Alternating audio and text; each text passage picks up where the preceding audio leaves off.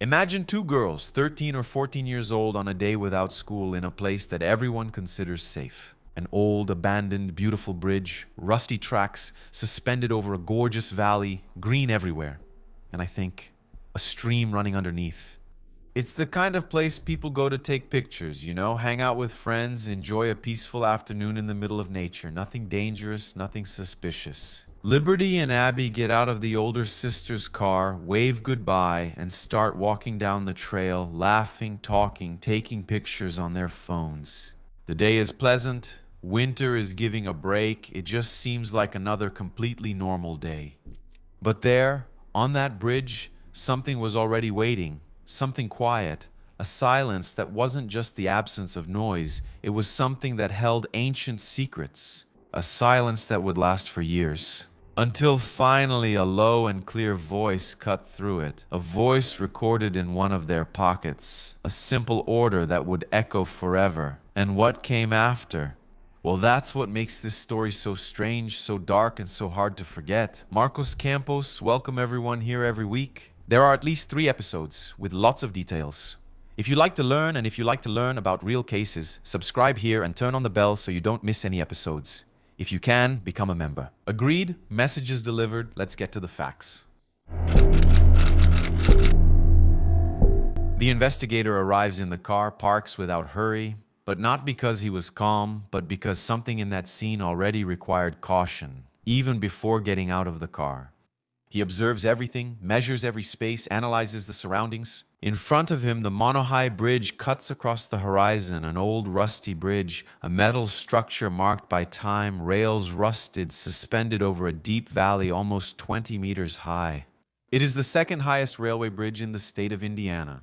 It's a well-known place, photographed, visited, or at least it used to be in Delphi, Indiana, a small town with just over 3,000 inhabitants. A place that's associated with tranquility, where violent crimes are extremely rare, where everyone in some way knows each other, The bridge was abandoned in 1987, a long time ago, when it stopped serving trains, but it never stopped attracting people. Over the years, it became a trail, a photo spot, a place for evening walks. The scenery helps to deceive. There's greenery everywhere, a stream just below, dense forest, a beautiful bucolic setting, nature all around. Deceptively safe. But on that day, something there changed and would change everything forever. The first information that came in about the case, when the girls were noticed missing, was fragmented information. Friends, last seen together on that trail, no direct witnesses, no obvious signs of violence. The names quickly stood out: Liberty German, 14 years old, and Abigail Williams, 13. They weren't just classmates, they were best friends. Liberty, called Libby by everyone, was outgoing, talkative, and competitive. She liked sports and challenges. She played softball, soccer, volleyball, and swam. She had a strong presence, a firm opinion, and constant energy. Abigail, or Abby, had a very different personality. She was more reserved at first glance, especially with people who didn't know her. But among friends, she was easygoing, playful, and affectionate. She liked music, games, and conversations. 2 personalities we could say distinct, but that somehow complemented each other. Despite their young age, neither of them was naive. They grew up hearing warnings. Their families reinforced basic precautions. They always knew the world could be dangerous. Regardless of the place, even in this case, the place being the small town of Delphi. And that's how we get to February 13, 2017. It was a Monday. There were no classes that day. The Indiana winter had eased up. The weather was pleasant, even for that time of year, inviting for a walk. The girls were at their families' houses, and an idea came up to take a walk on that bridge. Liberty had already asked for this several times during the week, but she always heard a no. Why? Commitments, lack of time, out of the way, or inconvenient, as we say around here. That afternoon, however, the answer was different. Kelsey, Liberty's older sister, agreed to take them. Not because she thought the idea was brilliant or perfect, but because she understood her sister's frustration. Every time she asked and the answer was no, it was just a trip, right? Just some photos a few hours out of the house. So, around 1:35 in the afternoon, the car parks near the trail. The girls get out. Kelsey watches for a few seconds, a few minutes. Nothing seemed out of the ordinary, so she leaves. Everything was arranged. The family already knew where they were. Later, someone would pick them up at a specific spot on the trail. The plan was pretty simple. Walk, talk, take pictures, spend some time there having fun, and then go back home. And since it was the middle of the week, the place was very quiet, practically empty. The afternoon goes by slowly. Liberty and Abigail walk along the trail. They talk, laugh, take pictures. But at a certain point, they cross the bridge. And it's a place that, although beautiful, requires a lot of attention, doesn't it? The tracks are narrow, spaced out, already very old, and any carelessness there can be fatal. Even so, nothing seems wrong, visibly, until time starts to drag on too long for the families. When the agreed time to return approaches, Derek Gehrman, Liberty's father, calls her cell phone. No answer. He calls again, nothing. But at this first moment, he's not alarmed yet. Maybe he thinks, oh, no signal, phone on silent, maybe they're talking. All of that was possible. Even so, something was starting to bother him. Derek calls again, nothing. So, he tells Carrie, who's Libby's mother and is at work, and she immediately gets a chill down her spine. She says, go there now to see what's going on. So what could have happened to make Liberty not answer the phone? When Derek gets to the place, he finds nothing. The girls have simply disappeared. Not even like any usual trace, like footprints or anything turned over that would indicate a struggle. No backpack thrown around, nothing out of place, just silence. So he starts calling out the girls' names and it just echoes in the emptiness. The anxiety grows obviously quickly. Other family members are notified, and Kelsey, the sister who had taken them, also comes back to the place and starts helping, searching everywhere. But these searches are still improvised and they go on until the end of the afternoon. At that moment, they still thought it might not be anything so dangerous or urgent that they needed to call the police right away. They weren't thinking about a crime yet, for example. The possibilities were different at that moment. Maybe a fall, maybe they were hurt somewhere else on the trail, unconscious, in the middle of the woods. Why not? Maybe they just got lost. But as daylight started to fade, the situation began to change and became really distressing. There was no public lighting there. When it gets dark, it gets really dark. The family realized then that they couldn't handle it anymore without police help. And so the officers were called. The official search, let's say, started quickly. Police officers, firefighters, sniffer dogs, the whole protocol we've seen before. The city already knew what was happening, and everyone who knew the girls was anxious. It's a really small town, guys. Everyone knows everyone, like I said. Delphi wasn't used to this kind of thing. The family then requested an Amber Alert from the authorities, but that request wasn't granted yet because the criteria for issuing the alert weren't met. People who were in the area that day are questioned and interviewed by the police. No one knows anything. No one brings any relevant information that could help start a stronger line of investigation. With night fully set in, the official search is called off. The terrain is completely uneven, total solitude. Even so, despite the obvious risks, some people continue searching. With flashlights in their hands, they walk around calling out the names before ending the day completely. Does anyone have any ideas? Check Liberty's social media. At 2:07 p.m. on the day she disappeared, Liberty had posted a picture on her Snapchat. There was a picture of the bridge and another picture of Abigail, who was standing on the tracks. So everything seemed normal, right? In those photos, you couldn't see anything unusual. No hidden cry for help, no disguised message, not even an explicit sign of danger. Also just that normal record of two teenagers having fun there. Well, at that moment, no one knew that those images would later become central pieces in an investigation that would last for years. And no one imagined that at some point after those photos were taken, something got completely out of control. The dawn of the next day brought no relief at all. It only brought light back to a scene that people didn't want to see again.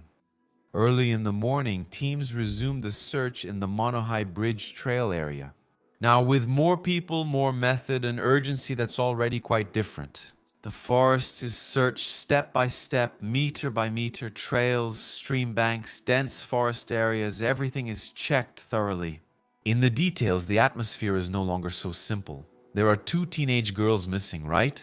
Time passed way too quickly. Around noon, the search stops being just a search because about 800 meters from the bridge, on private property, something shocking happens.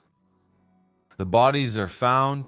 They're not visible from the main trail. They're not in an obvious spot. They're set apart, off the usual path. They were in fact found by someone who was searching, and the confirmation came quickly. It really was Liberty and also Abigail. Delphine was shocked by this. The police confirm what everyone feared, but no one wanted to hear. It wasn't an accident, it was homicide. The details, however, are not released. At that moment, the cause of death remains absolutely confidential for a long time. But at that moment, the silence is no longer just a lack of information, it becomes something concrete, a strategy. The place where the bodies were found is private property. As I mentioned to you, it belongs to Ron Logan, a 77-year-old man who was actually on probation for a previous conviction related to drunk driving. Automatically, his name came onto the investigation's radar. Ron then claims that he was not in Delphi at the time the girls disappeared. The problem is that to support that alibi, he ends up admitting something he shouldn't, right? He was between a rock and a hard place because he drove, drank, and that was forbidden under his probation.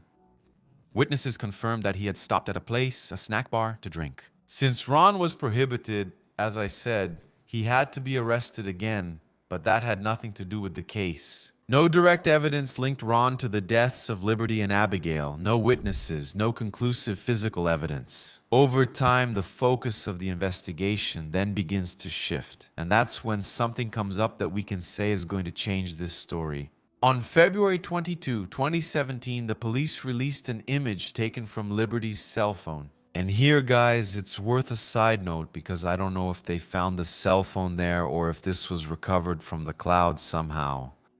But either way, the photo they found showed a man also walking on the bridge. He was pretty far away, but the image wasn't conclusive, It was kind of grainy, blurry. But you could see that he was wearing a jacket, jeans, his hands were in his pockets. Nothing about him stood out at first glance. Maybe that's exactly why there's something disturbing about it, right? It was a public place, wasn't it? People went there to walk. It was during the week, apparently less crowded. Well, at first, the police only say they want to talk to that man, a person of interest, someone who was there that day and might have seen something important, somehow. The police release this and ask the person to come forward, but no one shows up. 4 days later, something changes. The police officially announced that the man is now being treated as a suspect. Why didn't he show up? The decision obviously has an impact and also causes confusion because at the same time, it implies that maybe they don't know exactly where they're aiming in this investigation. Was there someone else with this man there? Did he act alone, if he even acted at all? What else could be behind this photo? Then comes the most unsettling revelation up to that point. The investigators confirmed the existence of an audio recording, a recording made by Liberty, a short, simple audio, but very frightening in that audio. Then you hear the voice of a man who says the following very clearly and directly, "Down the hill." The revelation, of course, changes the understanding of what was happening. It was no longer just someone seen from a distance or just a disappearance. That showed there was an interaction between the girls and this man or another man because it was a direct audio recording, right? Everything was coming together at that moment. This man had probably gotten close enough to be recorded by the girl's phone. Think about it. The phone was probably in their pocket, recording everything, maybe even without them noticing. And what they say also in this recording is that someone has been following someone for minutes. So it wasn't obviously an attack out of nowhere, right? It was something that was building up, getting closer slowly until there was no way out. The police's expectation was clear. Now someone is going to recognize that voice, maybe a neighbor, a coworker, a relative, someone somewhere is going to connect that image, that audio to a name. But that didn't happen. Then a figure emerges who would become known even worldwide in this case as Bridget Guy, the guy from the bridge. Later on, after that, there were posts from people. word of mouth started to spread. That there was a second audio from the cell phone, but this audio was never released. In it, supposedly, Liberty and Abigail were saying that someone was following them. So, if that's true, which it's not. I also have to go back and say that in this audio they said that, right? If that's really true, where there's smoke, there's fire, right? If that's really true. It's likely that the girls had already been suspicious for a while, but what were they going to do out there in the woods with no one around, right? With all this information leaking and being reported, the case starts to gain national attention. A reward is offered. Clues start coming in from random people, maybe even too many. Reports from people who swear they recognize that voice, others who say they've seen someone who looks like the man in the photo on the bridge. Information coming from neighboring cities, from other states, even from outside the country. There are more than 70,000 reports that have accumulated over the years. The problem is no longer the lack of information, it becomes the excess, right? That's why there's nothing concrete to point to or indict anyone. Meanwhile, one detail draws the attention of experts and journalists. The cause of death remains absolutely confidential. Not even a generic version has been released. Why?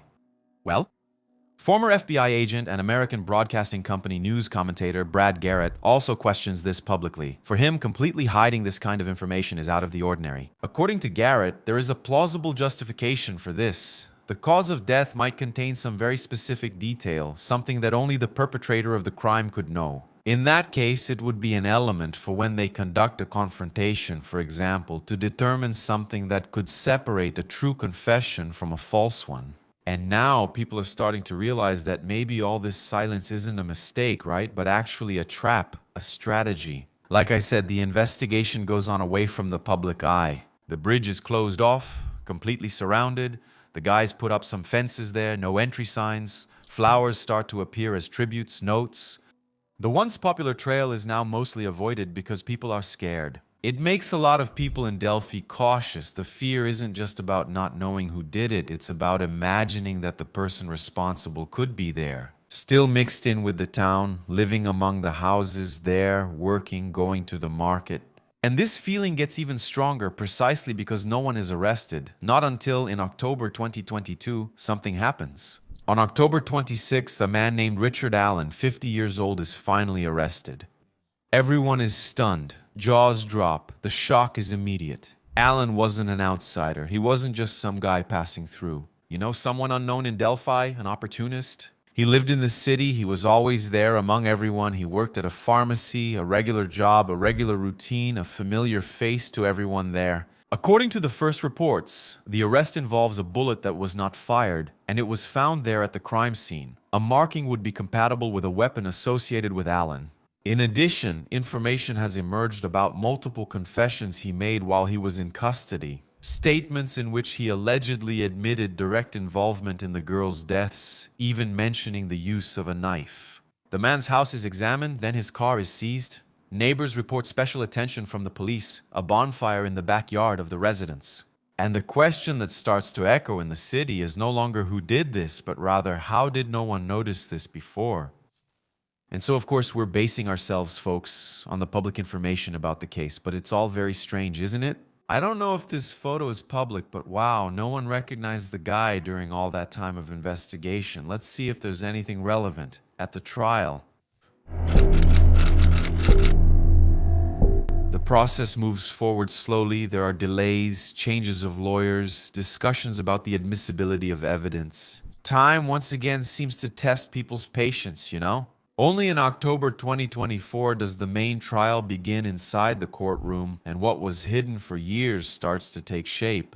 The prosecution presents the evidence, the so-called bullet, the alleged confessions, the specific details of the crime scene. Elements that, according to the prosecution, only the perpetrator could know. And it's at this moment that all that silence kept for so long starts to make more sense. Although Liberty and Abigail lost their lives to stab wounds, one of the most discussed elements in the investigation was the presence of the bullet, which had not been fired and was at the crime scene. It didn't explain how the girls died, but it helped a lot to explain who was there. According to the prosecution, the cartridge was manually ejected from a weapon during the possible control of the victims.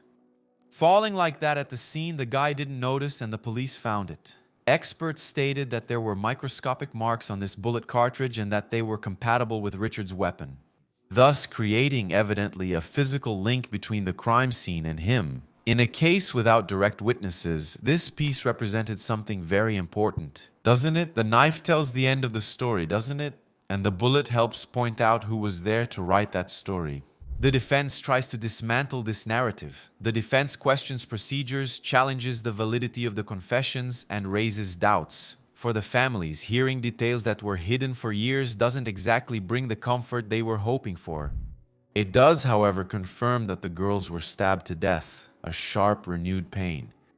The prosecution did not present a simple or direct motive, but some elements helped to outline a possible scenario. Some testimonies begin to appear from professionals in the prison system where Richard was held, as well as accounts attributed to Richard himself. All of this indicates that he may have approached the girls with a predatory, possibly sexual intention. According to these accounts, the initial plan may have been disrupted. When something happened at that moment right there, suddenly the presence of a vehicle, the risk of being seen, and what started? So, since this approach ended in an extreme way, maybe in my understanding, based on what was reported, he wanted to abuse the girls, right? Afterwards, obviously, he already had the intention to kill, of course, but then, when someone showed up, he probably used the weapon. 2, suddenly make the girls go into a wooded area so no one would see, right? An area with trees, and there he just went and killed them simply to cover his tracks, right?